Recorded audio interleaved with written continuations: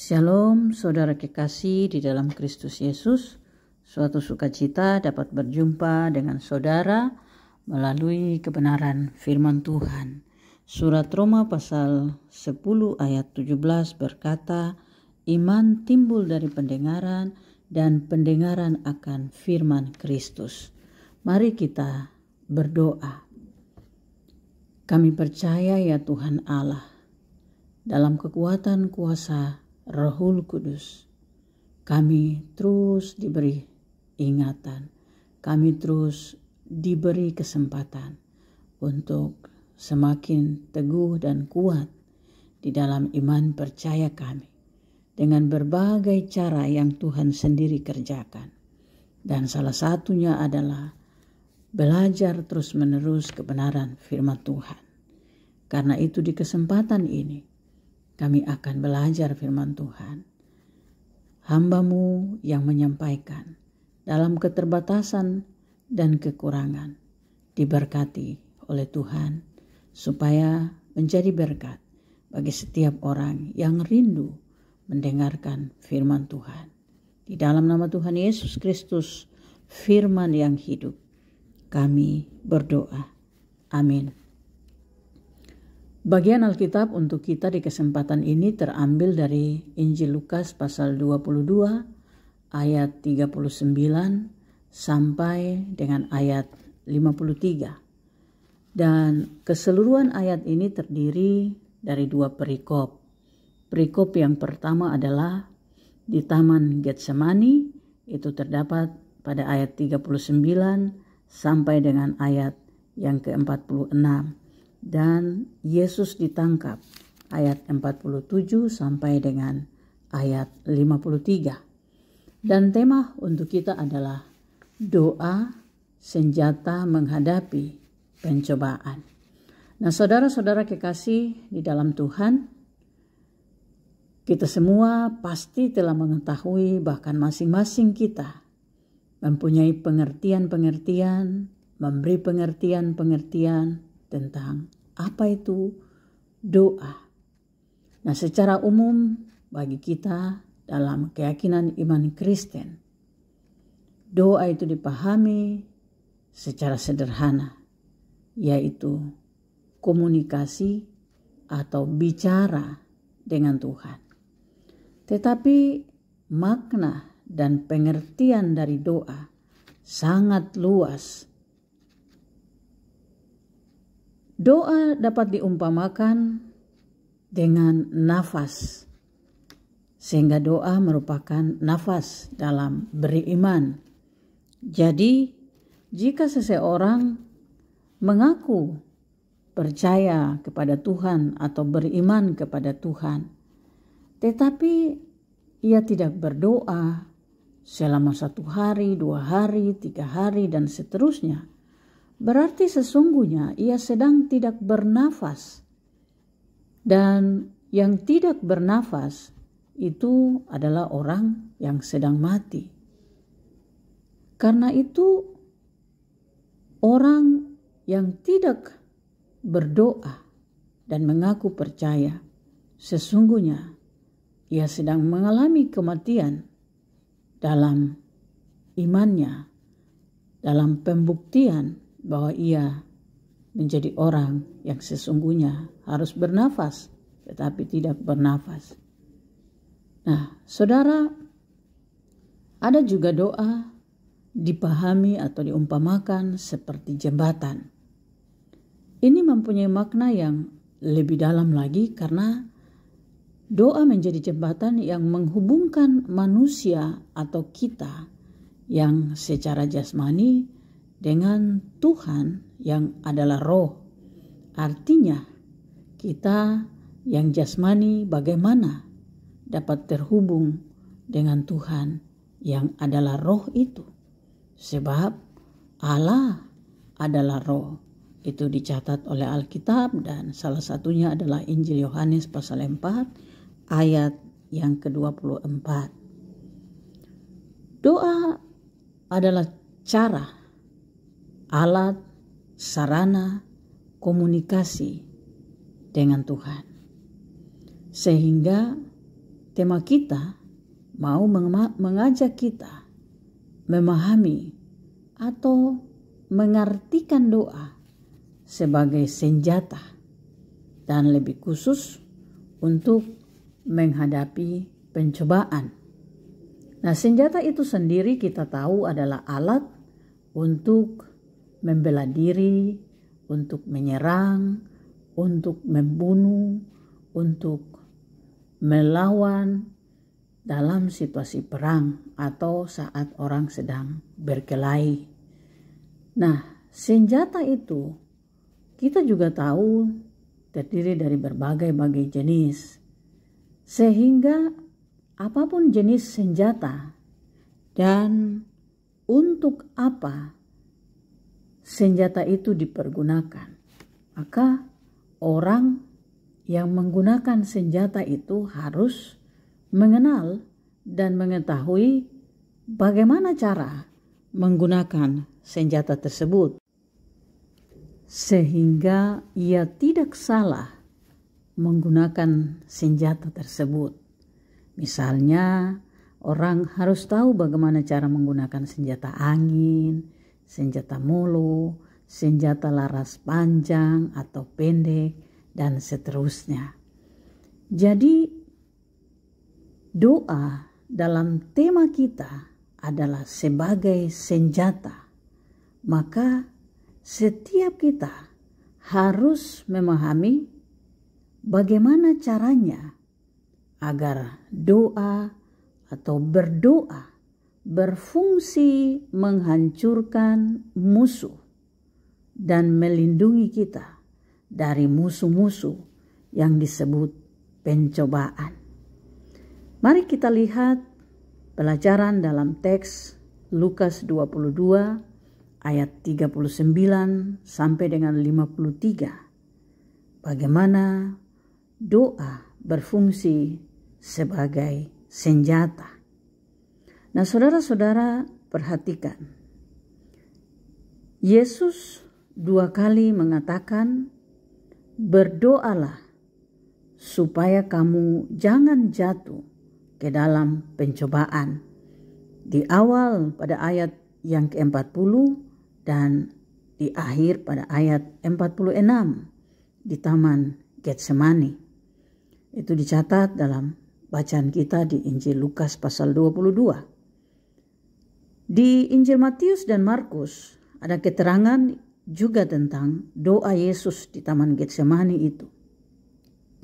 Di Matius pasal 26 ayat 41 dan Markus pasal 14 ayat 38 ada tambahan, yaitu berjaga-jagalah dan berdoalah supaya kamu jangan jatuh ke dalam pencobaan.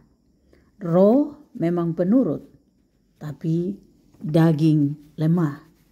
Itu adalah kata-kata yang ditulis oleh Matius dan Markus. Nah, dalam konteks teks para murid di 3 Injil ini, dan secara khusus di Injil Lukas pasal 22, kita menemukan bagaimana para murid saat bersama-sama dengan Yesus, dan Yesus memberitahukan kepada mereka supaya mereka berdoa sehingga mereka jangan jatuh ke dalam pencobaan. Nah, doa sebagai senjata untuk menghadapi pencobaan. Yang pertama adalah pencobaan terbesar, yaitu kenyataan yang berbeda dari harapan. Perhatikan, para murid akan dihadapkan pada kenyataan yang pertama bahwa guru mereka yang mereka hormati, yang mereka sanjung, yang mereka sembah akan mengalami siksaan, akan diejek, dipermalukan, dan bahkan akan digantung sebagai sebuah penghinaan di atas kayu salib. Karena itu, pencobaan terbesar adalah ketika apa yang kita harapkan berbeda dengan kenyataan yang kita hadapi. Sehingga Yesus menasihati mereka supaya mereka harus berdoa.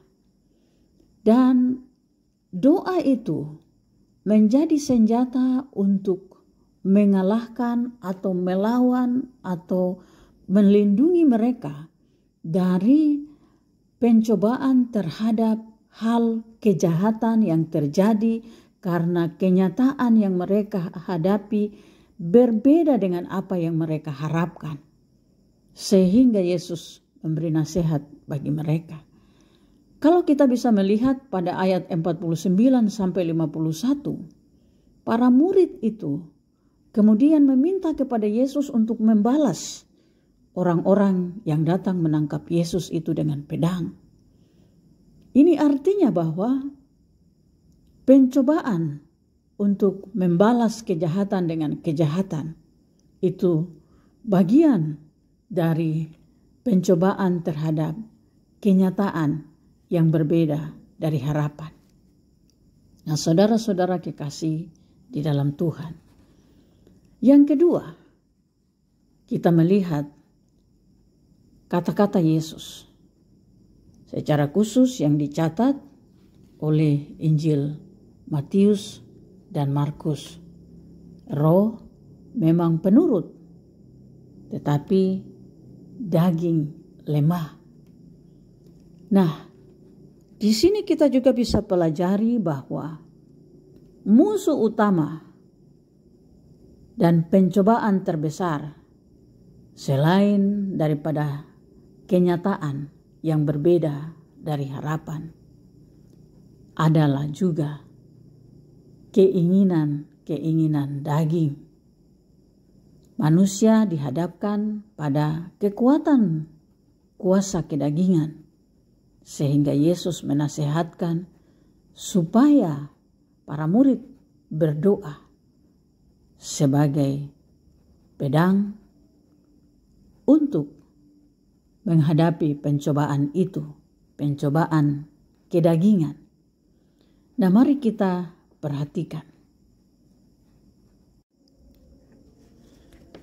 Keinginan-keinginan daging yang timbul, yang ada, yang muncul di dalam pikiran-pikiran kita manusia, di dalam penglihatan melalui apa yang kita lihat lalu kita inginkan, apa yang kita dengar, apa yang kita bicarakan, semua itu juga kita doakan supaya kekuatan kuasa doa memampukan kita untuk memiliki pikiran yang baik, mendengarkan hal-hal yang baik, membicarakan hal-hal yang baik. Juga di dalam hati, perasaan, emosi, hati yang mengandung hal-hal yang baik, hati yang penuh dengan syukur, sukacita, pengharapan, perasaan berbahagia. Bukan hati yang dipenuhi dengan kemarahan, kebencian, iri, sakit hati, patah hati, luka hati, kekecewaan, lalu membuat kita dikuasai, hati kita dikuasai oleh perasaan dan emosi-emosi negatif. Kita berdoa supaya kekuatan kuasa doa menjadi senjata untuk menjaga hati kita dari segala macam kekuatan kuasa negatif yang menggunakan keinginan daging yang ada di hati. Juga keinginan-keinginan kita yang berhubungan dengan kebutuhan hidup tiap-tiap hari seperti makanan, seperti pakaian, rumah, atau kepentingan kebutuhan jasmani lainnya.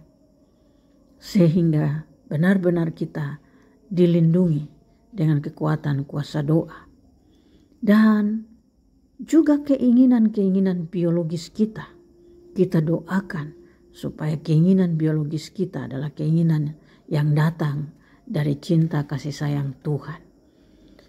Itu dua hal yang kita dapat pelajari dari nasihat Yesus kepada para murid untuk harus berdoa supaya jangan jatuh ke dalam pencobaan.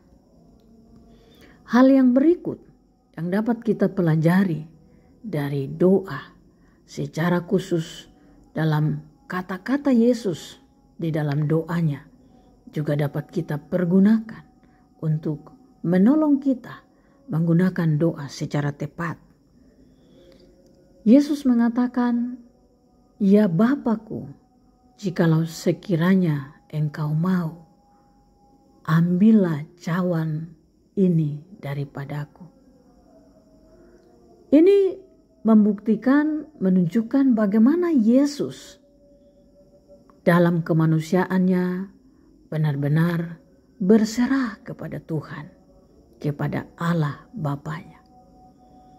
Ini mau mengajarkan kita bahwa berdoa bukan berarti terus mengajukan kepada Tuhan keinginan-keinginan kita, kepentingan-kepentingan kita, kebutuhan-kebutuhan kita, tetapi berdoa di sini belajar dari Yesus adalah mencari tahu kehendak Allah, rencana Allah di dalam hidup kita.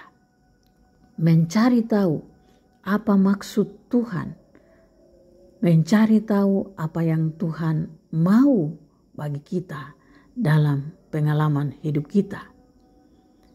Cawan menjadi lambang dari pengorbanan Yesus karena darah Yesus akan menggantikan darah anak domba. Memang cawan juga diartikan sebagai lambang dari murka Allah atas dosa manusia yang harus ditanggung oleh Yesus Kristus dan bukan oleh manusia. Karena itu Yesus berkata, "Jikalau sekiranya mungkin cawan ini lalu, tetapi jangan kehendakku, melainkan kehendakmu yang jadi."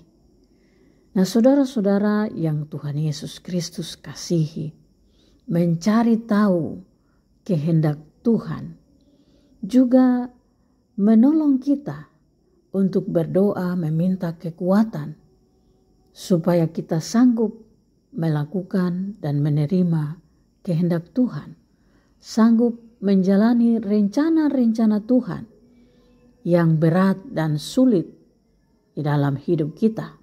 Sebagaimana Yesus menjalani rencana Tuhan dengan harus menerima seluruh pengorbanan sampai mati di atas kayu salib. Nah, saudara-saudara kekasih di dalam Tuhan, doa telah diberikan dan diajarkan oleh Yesus berulang kali. Hubungan kita dengan Tuhan juga diumpamakan bahwa Tuhan itu hanya sejauh doa. Saat kita tutup mata, saat kita berdoa, maka kita sesungguhnya sedang bersama-sama dengan Tuhan. Karena itu, mari pergunakanlah seluruh perlengkapan senjata rohani Allah, termasuk dengan doa. Karena dengan berdoa, kita membentengi diri, kita melengkapi diri untuk menghadapi berbagai kenyataan hidup di sekitar kita yang tidak bisa kita elakkan dengan kekuatan kemanusiaan kita semata-mata. Yesus Kristus Tuhan yang berdoa untuk kita selalu memampukan kita untuk sanggup menggunakan doa setiap waktu sebagai senjata untuk menghadapi setiap pencobaan di hidup kita. Amin.